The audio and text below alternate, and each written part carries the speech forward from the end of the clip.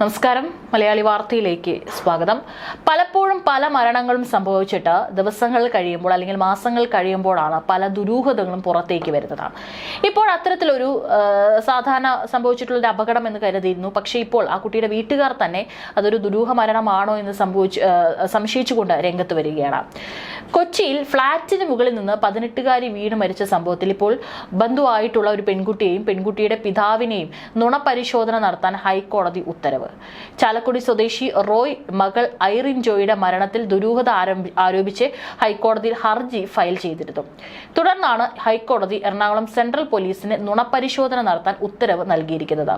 Fort Kochi RDO നുണപരിശോധന നടത്താൻ നേരത്തെ ഉത്തരവ് നൽകിയെങ്കിലും പോലീസ് പല കാരണങ്ങൾ ചൂണ്ടിക്കാട്ടി നുണപരിശോധന നടത്തിയില്ല എന്നാണ് റിപ്പോർട്ടുകൾ. തുടർന്നാണ് റോയ് ഹൈക്കോടതിയെ ഇപ്പോൾ സമീപിച്ചത്. ഐറിൻ റോയ് 2021 ഓഗസ്റ്റിലാണ് എറണാകുളം സൗത്ത് റെയിൽവേ സ്റ്റേഷന് സമീപമുള്ള ശാന്തി തോട്ടക്കാട്ട് എസ്റ്റേറ്റ് എന്ന അപ്പാർട്ട്മെന്റിന്റെ 10ാം നിലയുടെ മുകളിൽ നിന്ന് വീണ് മരിച്ചത്. അന്ന് സംഭവം കാൽവഴുതി വീണു എന്നായിരുന്നു നിഗമനമടക്കം. എന്നാൽ മകൾ താഴെ വീഴാൻ കാരണം ബന്ധുവായ പെൺകുട്ടിയുമായുള്ള പിടിവലിയാണെന്നും ഈ പെൺകുട്ടി വിദേശത്തേക്ക് കടന്നു എന്ന് ആരോപിച്ച് പരാതി നൽകുകയായിരുന്നു. അന്നത്തെ ദിവസം ഐറിനും ബന്ധുവായ പെൺകുട്ടിയും സഹോദരൻ അലനുമായിരുന്നു ഫ്ളാറ്റിന് മുകളിൽ വ്യായാമം ചെയ്തുകൊണ്ടിരുന്നത്.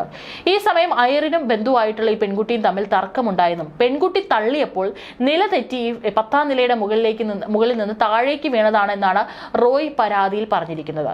കൂടാതെ മകളുടെ മരണശേഷം 7ാം ദിവസം ബന്ധുവിന്റെ വീട്ടിൽ ഐറിന്റെ ചിത്രം ചുവരിൽ തൂക്കാനായി കൊണ്ടുവന്നപ്പോൾ പെൺകുട്ടി എതിർത്തുവെന്നും നാട്ടിൽ ഉയർന്ന ശമ്പളം ഉണ്ടായിട്ടും വിദേശത്തേക്ക് പഠനത്തിനായി പോയി എന്നും പറയുന്നുണ്ട്.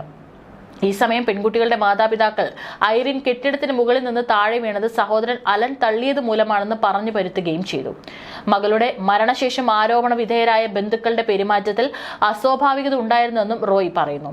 തന്റെ ഭാര്യ മകളുടെ മരണശേഷം മാനസികമായി തളർന്നതിനെ തുടർന്ന് ചികിത്സയിലായിരുന്നു, പിന്നീട് മരണപ്പെടുകയും ചെയ്തു.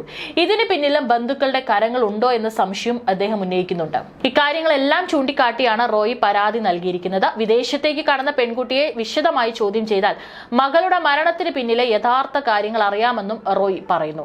2021 ഓഗസ്റ്റ് 5 രാവിലെ 9 മണിയോടെയാണ് ഫ്ളാറ്റിലെ ടെറസിൽ നിന്നും കാർ പാർക്കിംഗ് ഏരിയയിലെ ഷീറ്റിലേക്ക് വീണ് ഐറിൻ മരിക്കുന്നത്.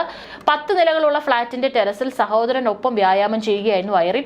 ഫ്ളാറ്റിലെ ടെറസിൽ അരഭിത്തിയുള്ള പാരപ്പറ്റാണുള്ളത്. ഇതിനോട് ചേർന്ന് സ്ഥാപിച്ചിട്ടുള്ള ടൈൽ പാകിയ കോൺക്രീറ്റ് ബെഞ്ചിൽ ചവിട്ടി വ്യായാമം ചെയ്യുന്നതിനിടെയാണ് അപകടം ഉണ്ടായത് എന്നായിരുന്നു നിഗമനം.